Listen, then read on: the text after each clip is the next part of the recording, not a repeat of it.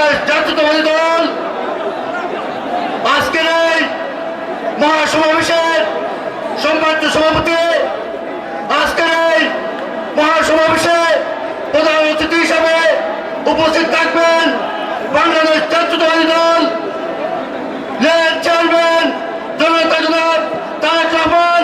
মঞ্চে উপস্থিত রয়েছেন